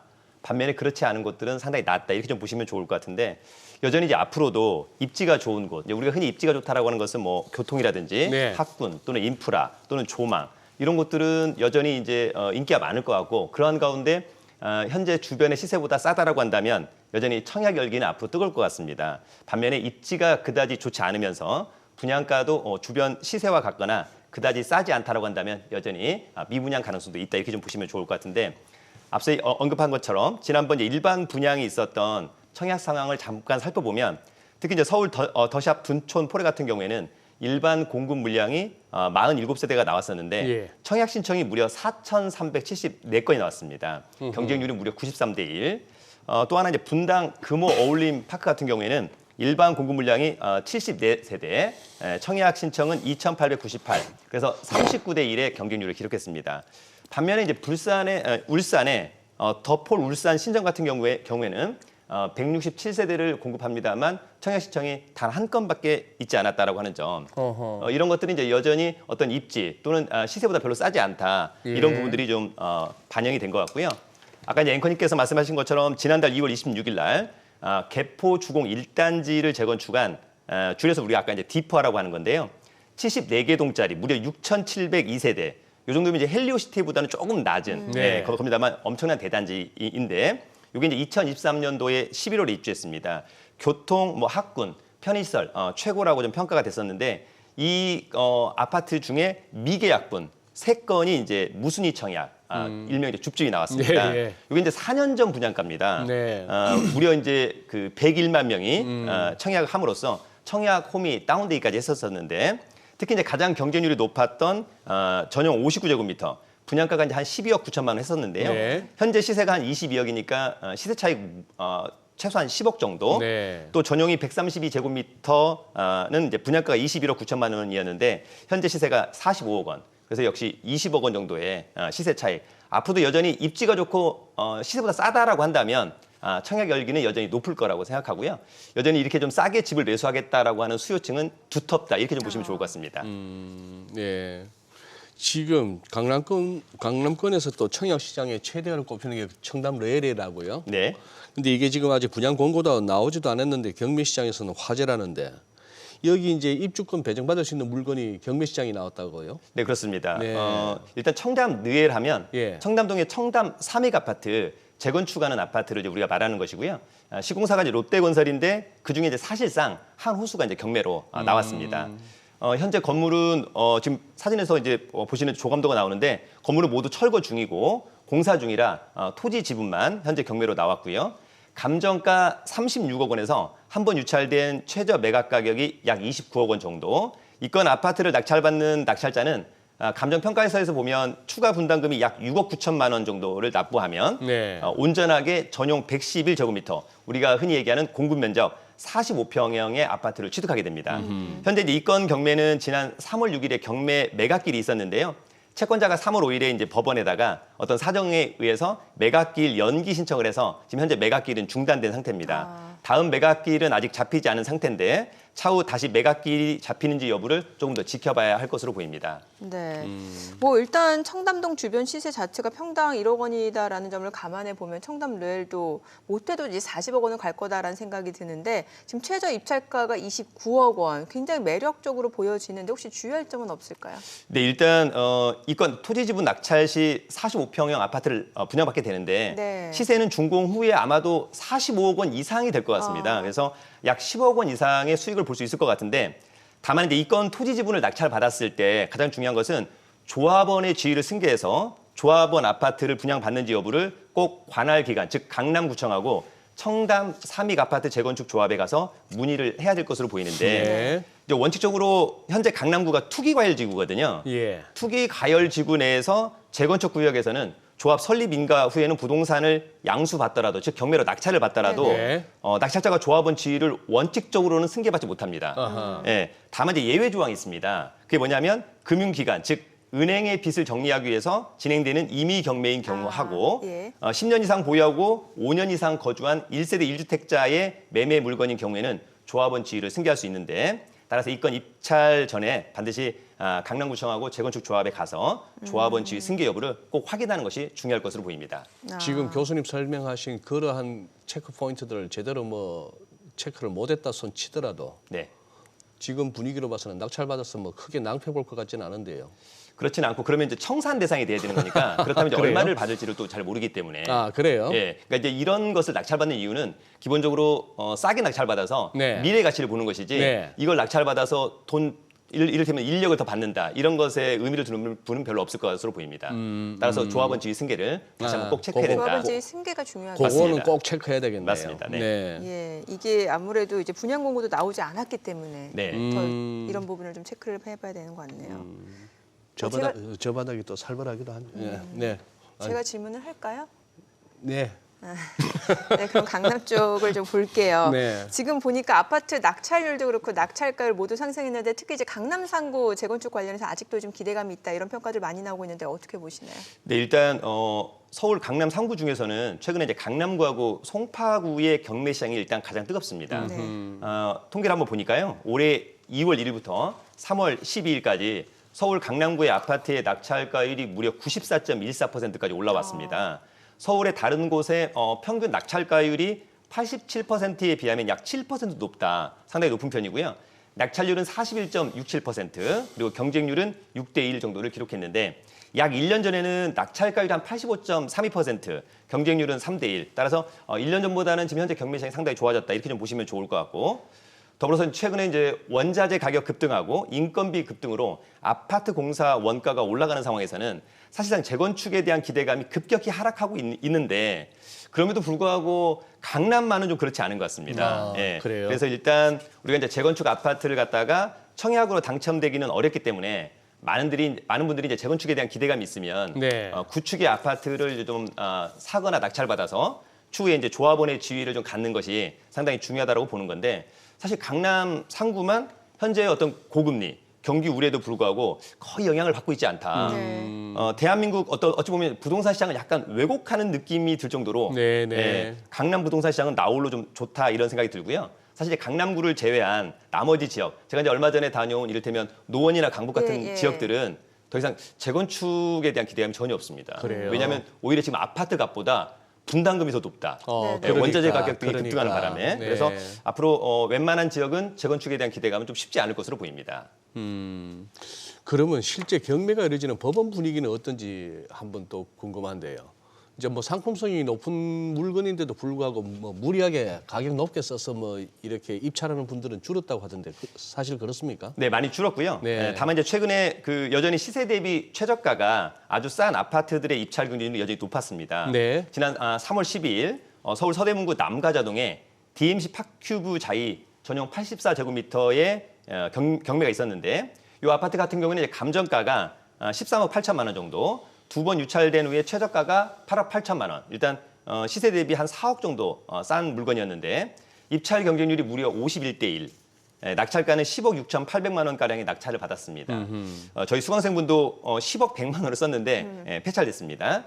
사실 이제 입찰 경쟁률이 한 55대 1이면 과거 같으면은 낙찰가율이 80%를 통상 넘깁니다. 예. 그럼에도 불구하고 이번에는 좀 보수적으로 접근해서 낙찰가율은 77.39%.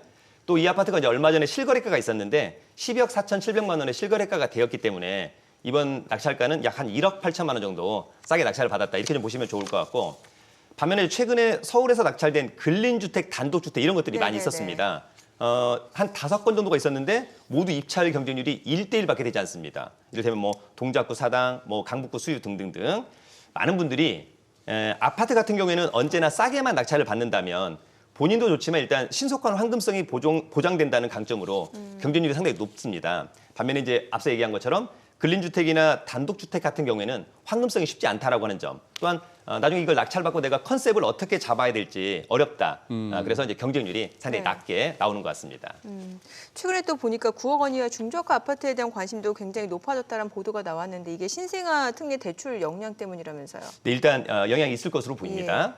최근에 이제 부동산 정보 강장하고 국토교통부 실거래가 자료에 따르면 2월에 서울 아파트 거래가 총 1,653건이 있었는데 이 중에 이제 9억 이하의 아파트 거래가 954건으로 약 57%를 차지했습니다. 지금 이제 3월에서는 표에서 보시다시피 약 70%를 넘기기도 했는데 첫 번째는 아파트 가격 하락으로 추후 상승 기대감이 있다. 일단 첫 번째는. 네. 두 번째는 앵커님께서 말씀하신 것처럼 신생아 특례 대출에 영향이 있었던 것으로 보입니다. 일단 그 신생아 특례 대출 요건 중에 가장 핵심 중에 하나가 바로 주택 가격 9억 원 이하일 때 네. 그러면서 전용 면적 85제곱미터 이하 이런 경우에는 최대 5억 원까지 주택 구입 자금을 대출받을 수 있고요. 네. 사실 대출 금리는 부부 합산, 연소득 감안해야 될 것 같고 또 대출 기간에 따라서 최대 1.6%에서 최대 3.3% 이렇게 놓고 본다면 뭐 시중 대출 금리보다는 한 반 정도 상당히 싼 편이다. 네. 이것도 상당히 네. 인기가 많을 것으로 보입니다. 예. 근데 이게 교수님 이게 신생아 특례 대출은 이게 대상자가 한정되어 있는 거잖아요. 네. 뭐 저는 이거 죽었다 깨도 못 받을 것 같고. 네, 네. 저기 자 모두에게 통용되는 이야기는 아닌데 이제 최근에 또 이 스트레스 DSR로 한도가 또 줄면서 실수요자들의 고민은 또 깊어지고 그럼 이럴 때 그러면 경매가 대안이 될 수 있는 겁니까?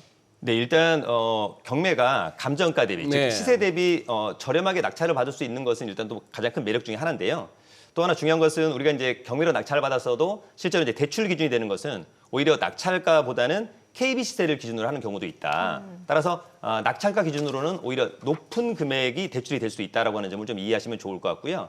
또 하나 이제 경매 같은 경우에는 우리가 이제 흔히 대출을 받으려면 주거래 은행을 가잖아요. 네. 그러나 실제로 주거래 은행을 갔었을 때 최근에 대출이 좀 많이 안 된다.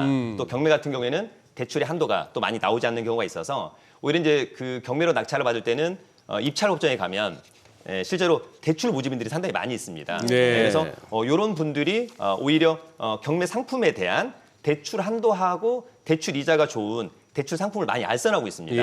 예. 그래서 오히려 그런 부분들을 좀 많이 활용하시면 좋을 것 같고 또 일부 금융기관에서는 오히려 DSR 규제 없이 경락잔금 대출도 가능하다라고 하는 점을 좀 알아두시면 좋을 것 같습니다. 네. 그래도 청약 같은 경우 이제 당첨된 뒤에 이제 뭔가 그 분양가를 어떻게 마련할까 고민을 해도 되는데 사실 경매는 그게 불가능하잖아요. 이게 이제 만약에 낙찰을 받게 되면은 바로 이제 또 잔금까지 치러야 그러니까. 되는 상황이다 보니까 뭔가 전략을 잘 짜야 될 것 같거든요. 네, 맞습니다. 일단 경매 같은 경우에는 낙찰 받은 후에 특별한 문제가 없다면 잔대금 납부 기한이 약 한 45일 이후에 네. 잡히게 됩니다. 그 기간 내에 모두 잔대금을 네. 납부를 해야 된다는 네. 거죠. 따라서 이제 입찰자들은 입찰 전에 앞서 얘기한 것처럼 대출 한도하고 대출 이자를 좀 체크하는 습관 중요할 것 같고요. 네. 앞서 얘기한 것처럼 주거래 은행보다는 대출 모집인들의 각 금융기관별 경매 물건의 좋은 조건에 대출 상품도 체크해보자. 제가 이제 방송에서 이러는 걸 보면 약간 이분이 좀 대출 모집인들을 좀 이렇게 소개하는 게 아닌가라고 할 수 있는데 실제로 여러분들이 이제 많이 가서 입찰해보고 하고 해보시면 네. 주거래 은행에서는 이를테면 대출이 뭐 한 40% 50%밖에 안 나오는데 오히려 이 대출 모집인들은 어찌 보면 좋은 경매 상품을 대출 한도를 한 80%까지 가져오는 거니까. 뭐 수수료를 좀 그래요? 가져가는 대신에. 네, 맞습니다. 그래서 네. 필요한 부분이 있다면 그리고 오히려 대출 이자는 더 싸다라고 하는 점에서 오히려 수요자 측에서는 어째 그게 가능하죠, 그게? 그러니까 이제 오히려 이제 그런 상품들을 좀 금융에서 네, 좀 네. 만들고 있다라고 하는 점. 그래서 일단 경매로 낙찰을 받게 되면 곧바로 이제 사전에 대출을 협의한 금융기관에 좀 낙찰 사실을 알리고 예. 또 추후에 낙찰된 부동산에 대한 잔대금 납부 기한 통지서가 집에 오거든요. 네, 네. 예. 요거를 갖다가 이제 금융기관이 알려주면서 대출이 원활히 될 수 있도록 좀 해야 될 것 같고 항상 어떤 분들은 입찰 전에 확인하지 않고 낙찰 받은 후에 대출이 어떻게 될까를 고민하시는 분들이 있어요. 그래서 대출이 안 돼서 오히려 잔대금을 미납하는 그런 사건들도 있었다. 그래서 대출은 입찰 전부터 미리미리 체크하는 습관이 그럼 이제 중요하다고 입찰 하는 점. 보증금만 날리는 거예요. 맞습니다. 그런 경우가 상당히 있었습니다. 예. 네.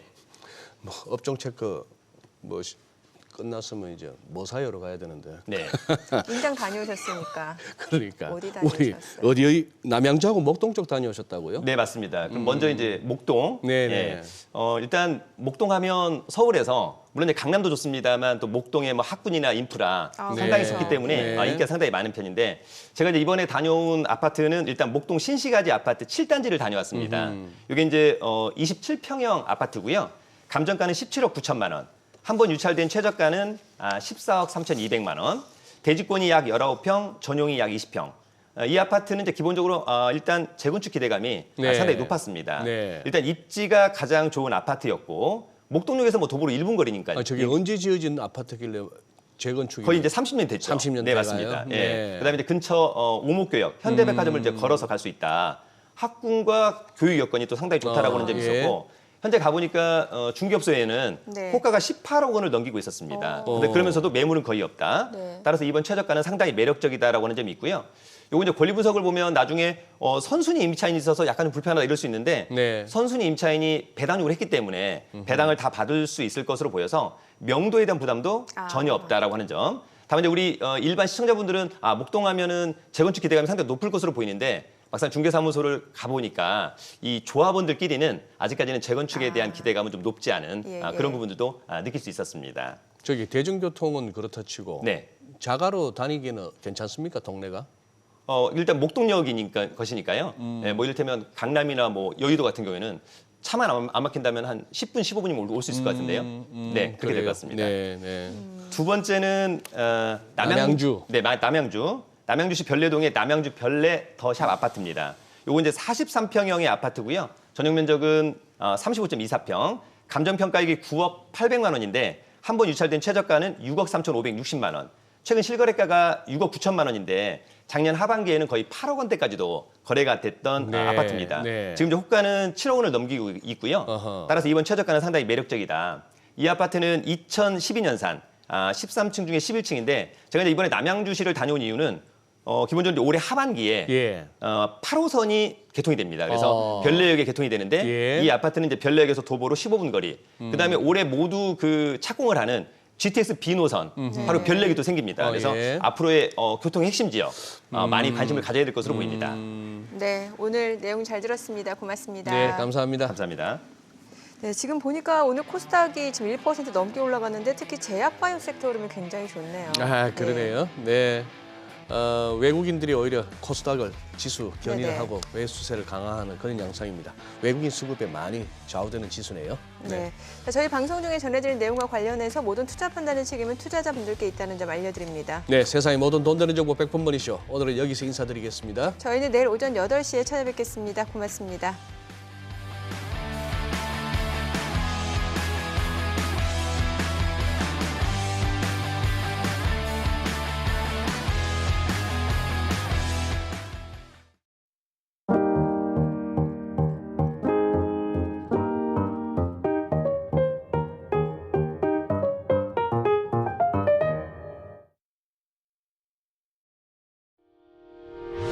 의견 있는 경제 채널 SBS 비즈